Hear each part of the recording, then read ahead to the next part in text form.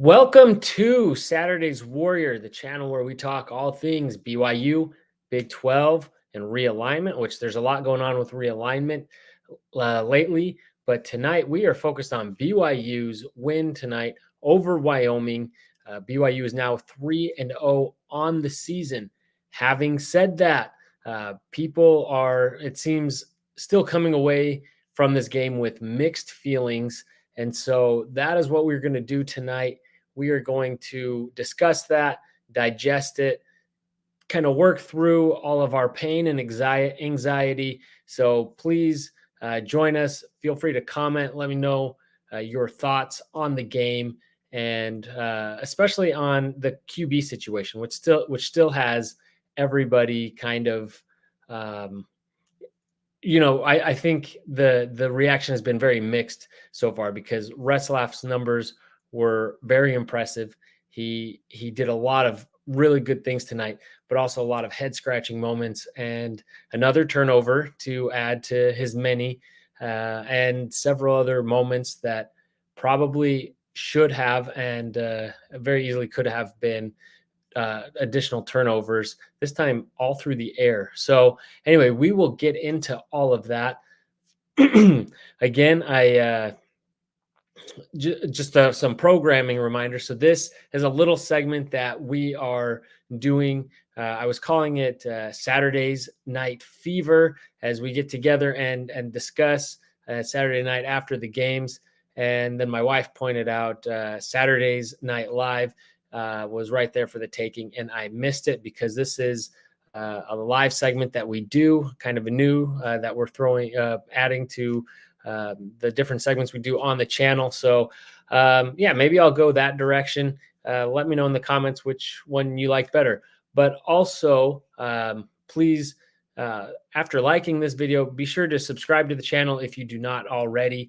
Like I said, we will do these live reaction videos after every game, win or lose, and we can talk through all the excitement or disappointment together. So the whole point is to get the conversation going. So feel free to comment. Let me know your thoughts on the game as we go through it. But also, we'll do another breakdown. Adam and I will go through and kind of talk about the game a little more in depth and with a little more analysis. And that goes out early in the week. We also do a look ahead and picks for the weekend. And then I'm also doing a weekly segment where I bring on a guest from the opposing fan base, other podcasts, channels, media members to break down the opponent in the upcoming matchup, kind of know your foe segment. So plus all the other stuff as it comes out. So be sure to, as we said, like the video, subscribe, hit the bell, do all those things. Now that we've gotten through all the program reminders, got a few of you on here. So let's go ahead, and we got some comments from 1-2 we've got on here. It says Bohannon looked pretty good. Retzlaff still seems to take too many bad risks. Yeah. I mean, it was pretty limited sample size from Bohannon to have to say too much. And at that point, there was a lot of I think both teams had a lot of they were deeper into their bench at that point, and so it's hard to say too much. But yeah, I mean, he looked good. He had a completion, which I was really hoping we'd get to see him actually throw a pass. And Retzlaff, yeah, you're absolutely right. He is taking a lot of chances, and some of them work out. Some of them almost didn't work out and could have been disastrous. And sometimes and other times, yeah, they don't. And we were fortunate tonight that there was only the one interception, and so that's where you look at the numbers and his stats, and it doesn't necessarily match the eye test with what we saw. I mean, we definitely saw, at least I saw a lot of good from Jake, but yeah, it doesn't capture all those almost interceptions, which I think in the first half he had at least 3 that were pretty close to being intercepted, and one which the quick one to Darius Lassiter, that one probably would have been a pick 6, I think, had that been intercepted. So very Yeah, confusing, I think, at this point, for those of us who, you know, at least personally, I want to. Um, thanks for that comment. You want to root for Jake, you want him to do well, but it also feels like at this point, some people are rooting against Jake, and not so much that they don't want him to do well, but they're just tired of Jake being in there. And I don't think it's all on him, but yes, most of it is those head scratching moments that he throws passes that he just shouldn't. And when you watch it back, some of them, they don't even look that open. I'm not sure what he's seeing. I know he's getting rushed sometimes, and it worked tonight against the Wyoming team that's reeling. But that's not going to work, especially next week going up against the likes of someone like Kansas State. And so it's just going to get tougher and tougher. So hopefully that's, we want to say that's something they can work through. But at this point, it really does seem like that's who Jake is. And so now it's weighing, you know, is all the good that he brings, is that outweigh some of the, these other moments. And it's hard to say right now. It feels like he does just enough to keep his job. I was really impressed. I really liked most of what I saw from him tonight. I like that he was able to even run it, put it on the ground, and take care of business that way when he needed to. So let me know, what are your thoughts? Who's in favor still of Jake, and who really wants to see the switch to Bohannon? I do think it's unlikely. I think he had a good game. I can't see him not starting that next game against Kansas State. But I also wonder if those kinds of plays continue against Kansas State and start hurting BYU. At what point do they feel like they have to switch to Bohannon? The only problem is that you switch to Bohannon at that point. If it doesn't work out with him, you can't really go back to Jake. And Jake, by all accounts, is the better thrower with a little more nuance to his throw. And so, and actually, I want to go through and read some tweets that I'd pulled up throughout the game, talking about this issue, because it's something that we're all we're all experiencing, we're all witnessing. So let me zoom in here. Wrong screen. So this Joe Wheat's tweet, he says, "That's as unimpressed I've ever been with a 200-yard, 2-touchdown first half. Every position on the offense is playing well, but one right now. The hits are great. The misses cost BYU 14 points at minimum." Yeah. So, you see all the good, but the stats aren't capturing some of the downside, which is what I was saying. Again, these are Jake Retzlaff stats. Great stats. I don't think this was final. When was this posted?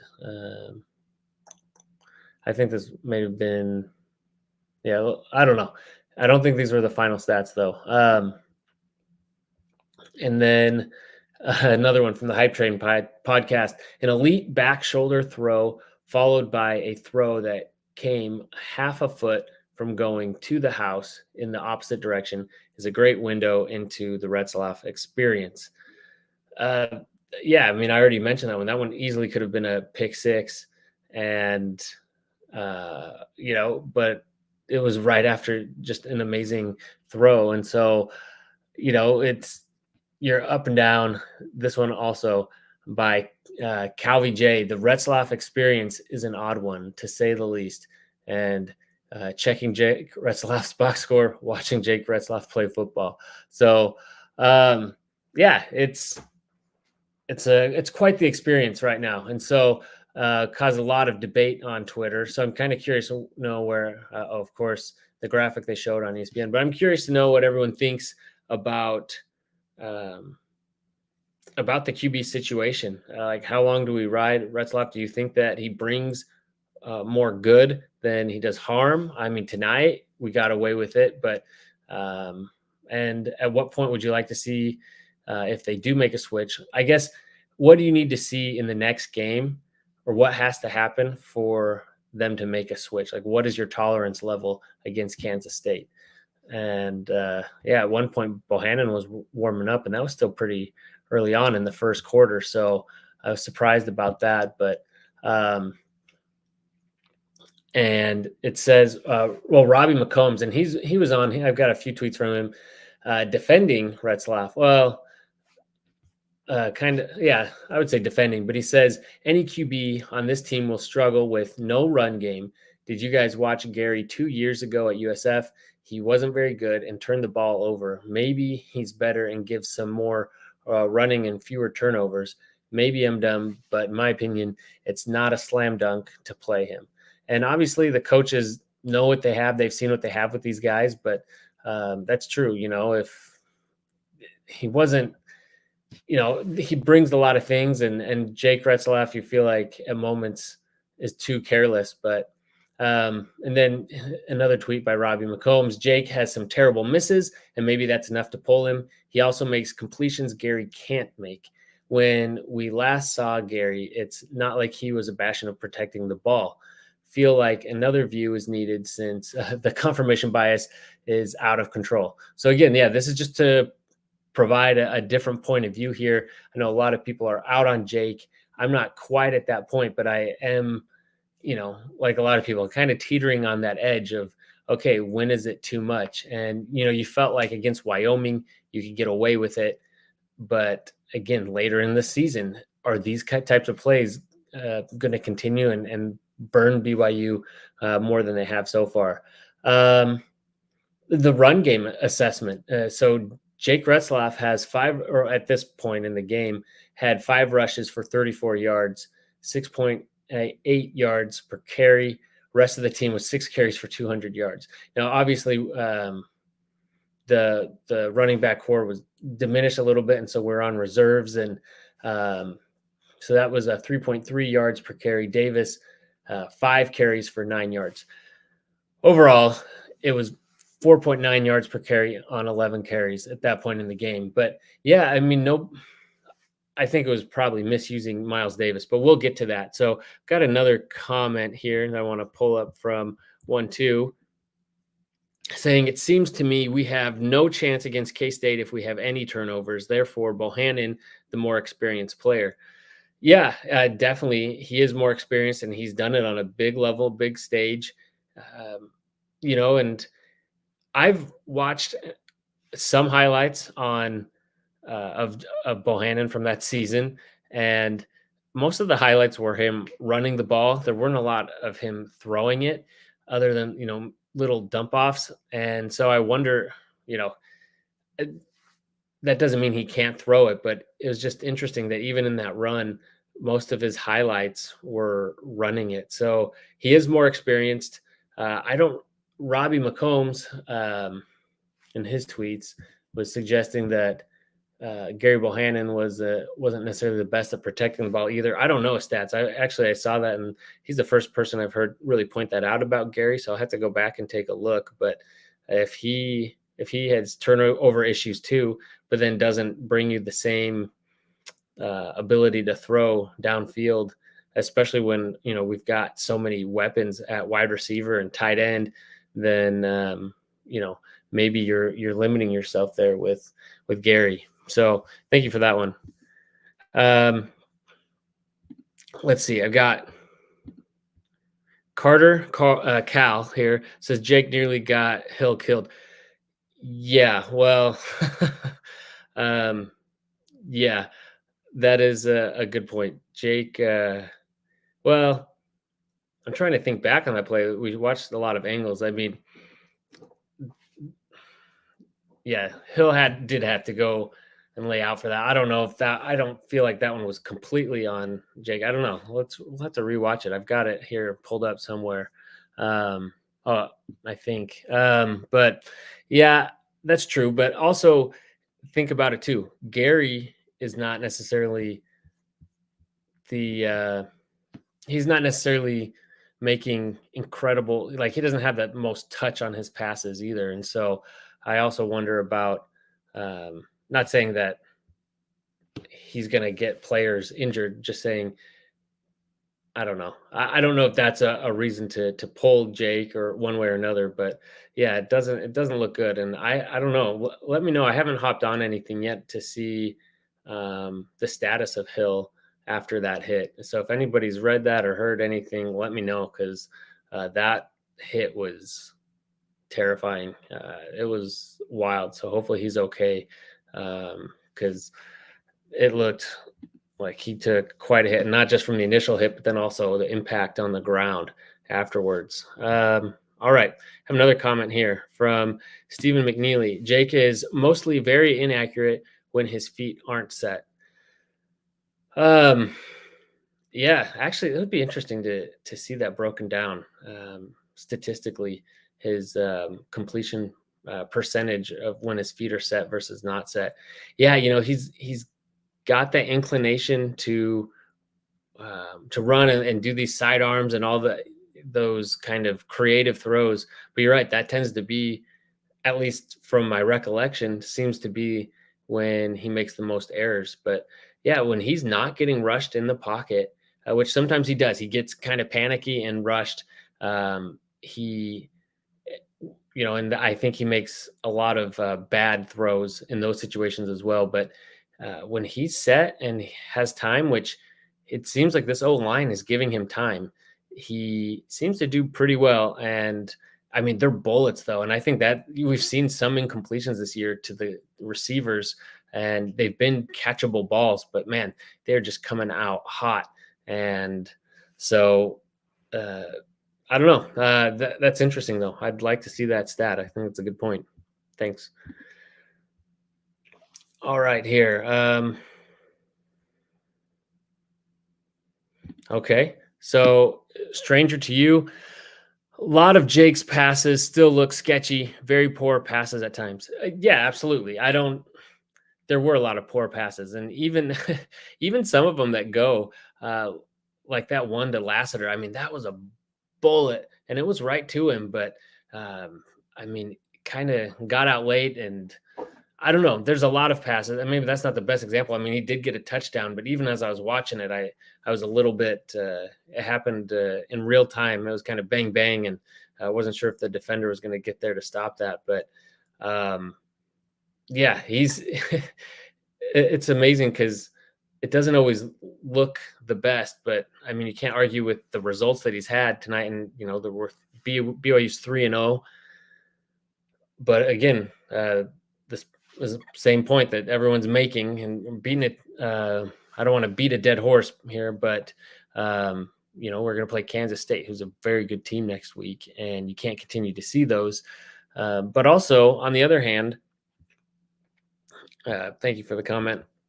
On the other hand, we have, I don't know, he does have some sketchy throws, but it's also to be the investment in the future. Like if Jake can continue to be out there and get that experience, he is a gamer versus Gary, who has his own limitations.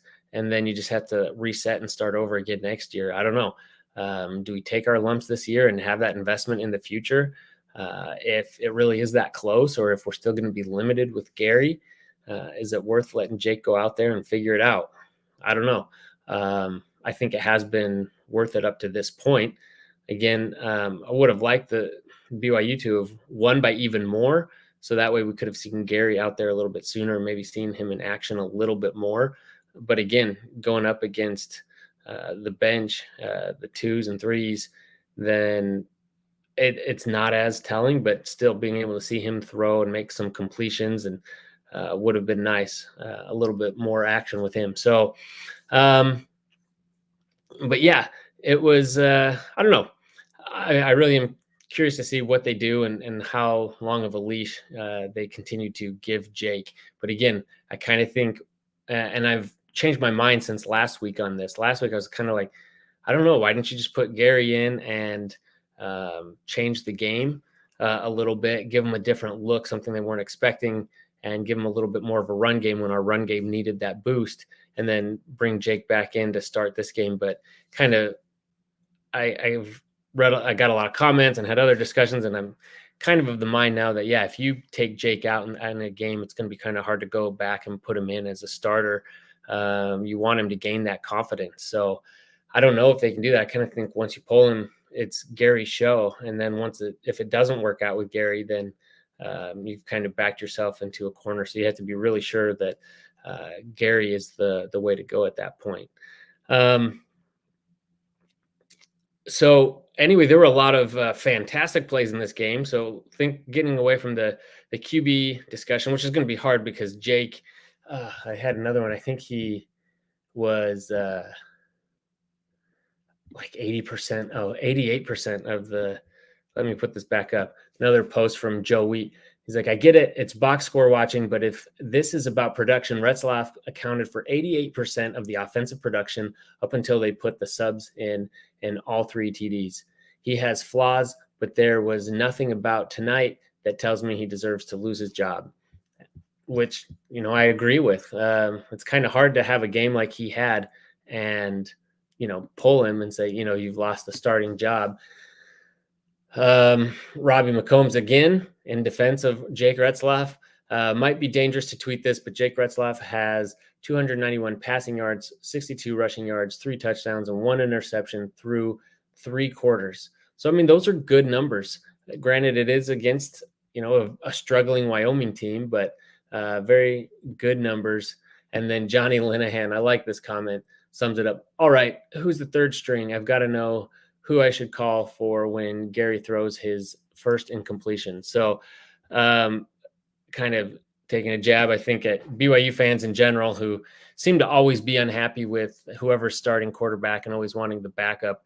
I think back to when it was in Taysom Hill's final year and he was struggling for a little bit. And there were a lot of people with Tanner Mangum coming off of you know, his very incredible freshman year where he was not supposed to be playing at all and had some Hail Marys to win games and some other really good moments. And people were thinking he should be in instead of Taysom Hill. And, we know how, that continued to go for Tanner after that. And so it's amazing, to think back in hindsight, to think that was ever a debate. So I not saying that necessarily applies here. I'm not saying Jake Retzlaff is Tanner Ming or Taysom Hill, but yeah, I think we also are ready to turn on him. And I understand it's a culmination of all the frustration from last year with Aaron Roderick, and then at the end of the season with Jake Retzlaff when he was thrown in. Now you would have liked to have seen those turnovers cleaned up this year. They haven't been.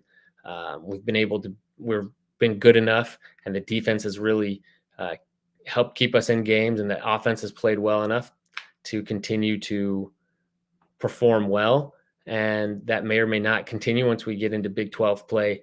So anyway, still great game. The final score was, let me double check here. I've hopped on here. Yeah, 34-14 before I said that. My prediction for this game was, I think I said 34-10. So pretty close. I was hoping keep Wyoming to a slightly lower score. Actually, and realistically, I would have liked us to score more points, but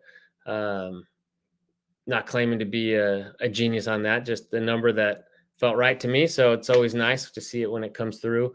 But yeah, so what were your favorite plays? Let's go to a positive thing, because there was a lot of really good moments, a lot of flashy plays, a lot of great highlights. This will be a fun one to watch back. Down the road, and which I love doing. It was, it's going to be one of those games I think I like to revisit from time to time. So let me know what your favorite plays were. There were certainly some great ones. I think one of the most obvious ones was Keelan Marion's return, which hadn't happened since 2014 against UVA, which I was at that game. So we've had some close calls, some that have almost gotten away, but this one was beautiful. Nothing was called back. It was just a great run, great blocking. So that was really satisfying. Man, there was a highlight there at one point with Darius Lassiter leaving the field, and he'd been targeted and dropped it. No, it was a bad throw. It was just way off, and he was frustrated. And then later he did get that touchdown throw. He looked ticked, and I don't know if it was with Jake or what, but he did not look happy. But they kind of embraced after the touchdown and walked off. So I don't know if if Jake is losing the teammates' trust or what. Chase Roberts is happy with him, that they definitely have a chemistry, and that's part of that's just Chase Roberts is just that good. He is going to be open and he's going to get the ball. Um, Going to scheming, because I'd mentioned A-Rod in this. How are people feeling about A-Rod after this game? I'm really curious, because that was the big discussion is, I think from last week, is, man, his play calling is uninspiring. One of my things with it is he seems slow to adapt, but he did late in the third quarter last game when he started running Jake, which really started opening things up. And then this game, he's always um, you got to establish the run to open up the pass. And in this game, they were very heavy on the passes, and it was almost the inverse in terms of how many pass to run plays they ran. So at least at one point, I don't. I guess I could see if I could find the final numbers on that, but here, let's see. 1-2. The Keelan Marion 103-yard kickoff return for a touchdown. Yeah, that play was just remarkable. It was really awesome. So um, it was electric. And there was a couple moments when I thought they were going to get him, and I was like, that was a great run. And then he just kept going and going, and they got him. Made contact with him a little bit near the end, and he just stayed up strong. So great run, great return there.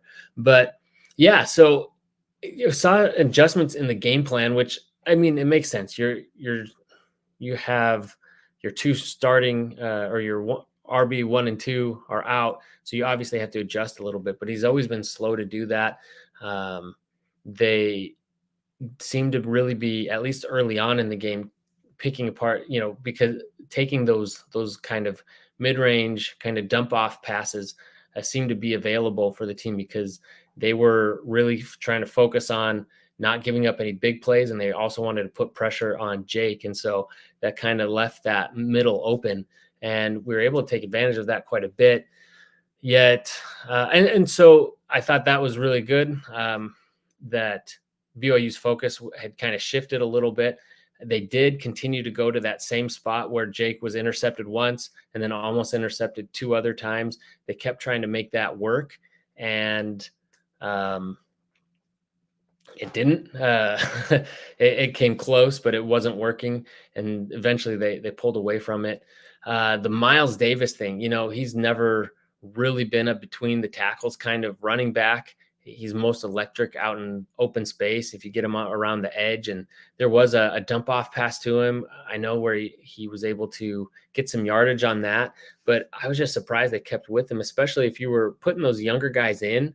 And they were deciding, hey, they said this week that they're going to go ahead and burn their red shirts, which, I mean, maybe, I don't know what the status of LJ Martin is, but I don't know why, if they needed to burn both of them, or what the thought was there. There's still a chance to, and I felt like they used them sparingly enough in this game until, they got deep into garbage time, that they didn't necessarily need to play both of them in this game. But if you're going to, I would have liked to have seen them get more touches. They seemed, there was that one near the end, and let's see, was it, which one of them? But he ended up carrying the pile. It looked like he was getting, just 1 or 2 yards, and he just carried the pile forward. And Huanga, he looks solid as well. I think very good options. I mean, it's very promising. I think, LJ Martin came in as a true freshman last year and impressed all of us. And I think that these guys have a chance to also impress, especially if Martin doesn't come back for an extended period of time. But I like Miles Davis quite a bit. I just think we really need to focus on, again, those dump off passes or getting them around the edges, instead of just trying to make him into the type of back that he's not really, especially when we have other guys that look like they can do that. So anyway, I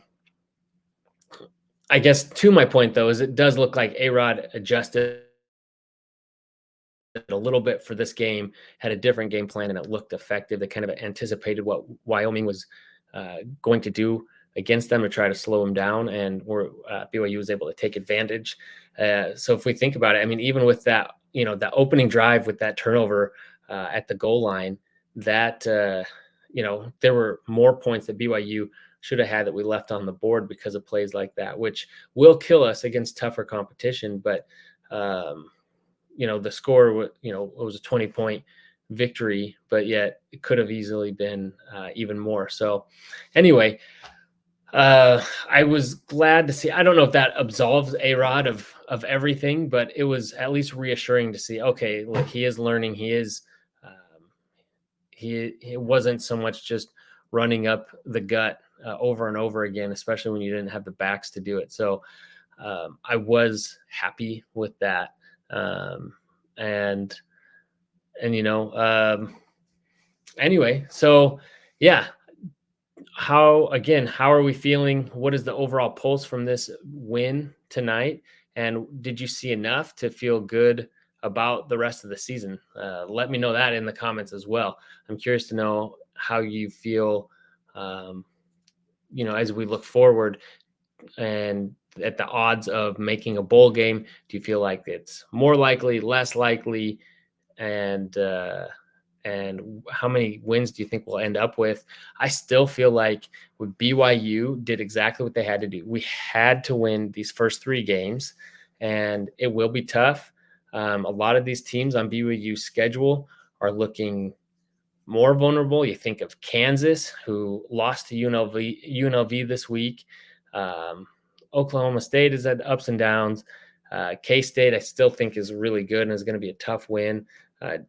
Tulane hung in there with Oklahoma for a while today, and so that may not have been as fluky of a game against them last week, and they looked really good against Arizona. But Arizona's another one that looks like maybe difficult, although ASU looks like they'll be a little bit tougher than we expected. So I still feel like there's a way that BYU can get to 3 wins in here. Let's see. Got a couple comments here. Retzlaff had a lot of good runs, but is that going to work against K-State? I don't know. I think they will anticipate that, but the offense seems to move well when we're able to get him moving, even if that. And he's been pretty successful when they have done design QB runs, or when he decides to keep the ball. He has, I feel like, pretty good judgment on that most of the time. Maybe not all the time, but yeah, it's going to be a different story against K-State. I don't know if it's going to be effective, but I think it helps Jake get in the flow of the game, and has really helped because our running game has struggled a little bit. So I hope it works. Also with 1-2 saying, I think 6 wins is very realistic. Yeah, absolutely. You're ahead of schedule. So now you've got 9 games to win 3. And I think those wins are there. They're not going to be super easy to come by, but I think BYU has them. And I still think BYU has a revenge game in them. Maybe OK State, maybe Kansas in there.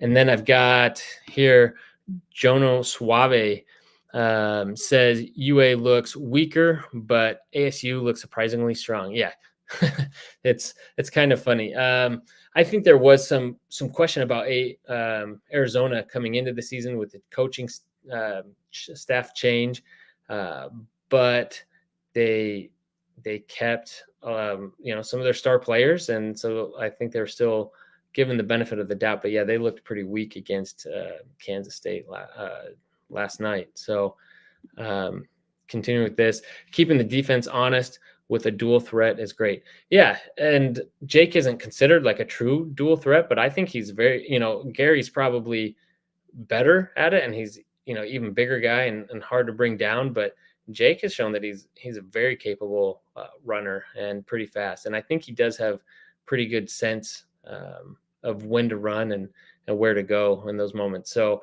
I think we have to try it and see, and it may work, it may not, but if they have to start accounting for that, that might open up some of those passing lanes for him too. But yeah, I think it's been a great element when they do it. Yeah.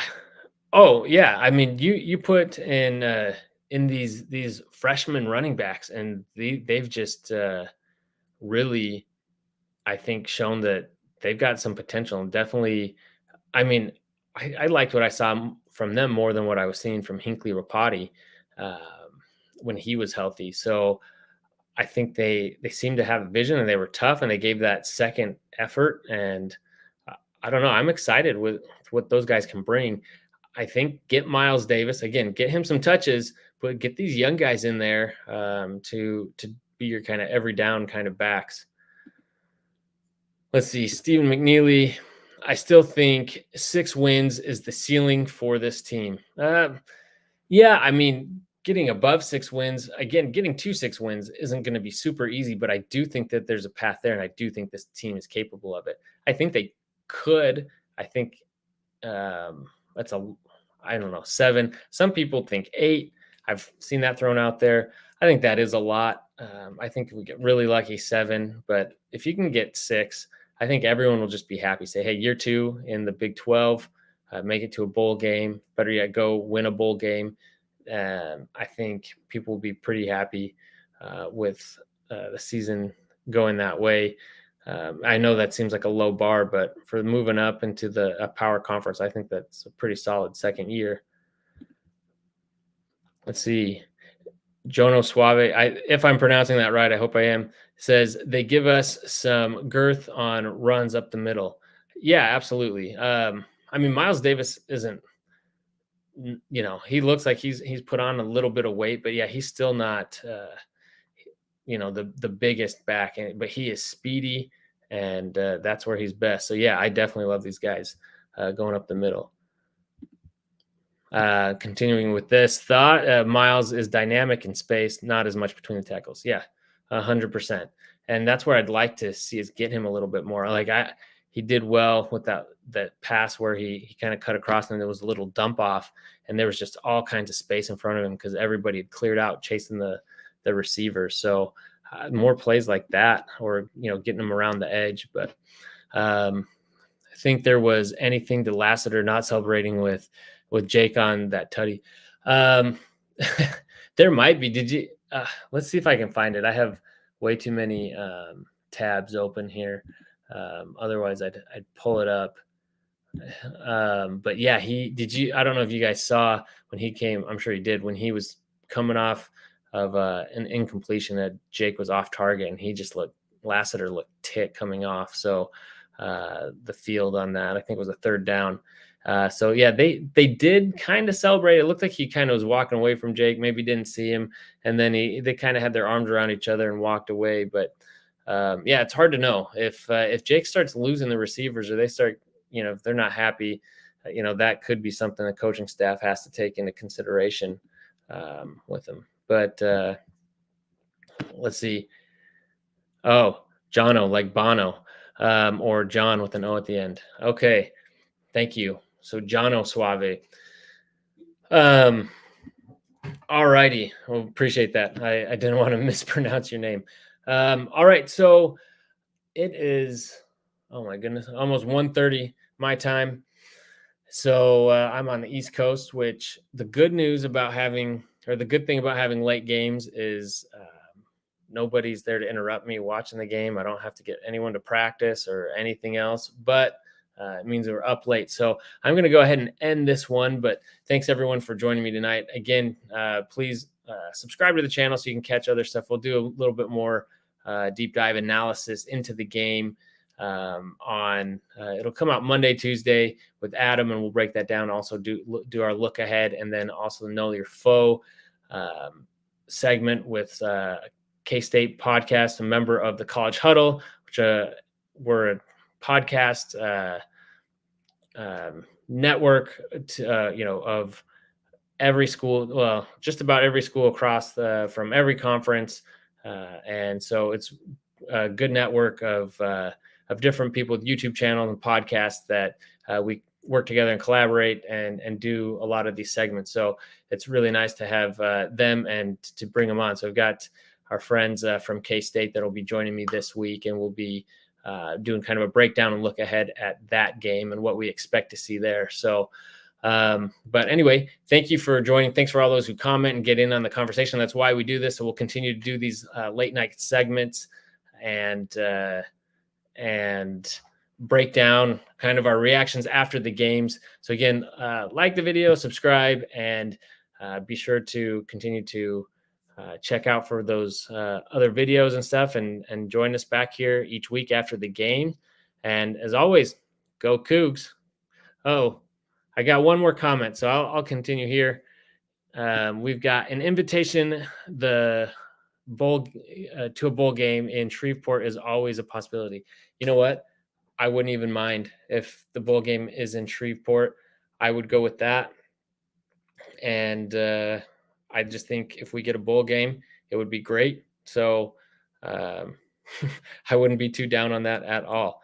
Anyway, thanks all for watching. Go Cougs.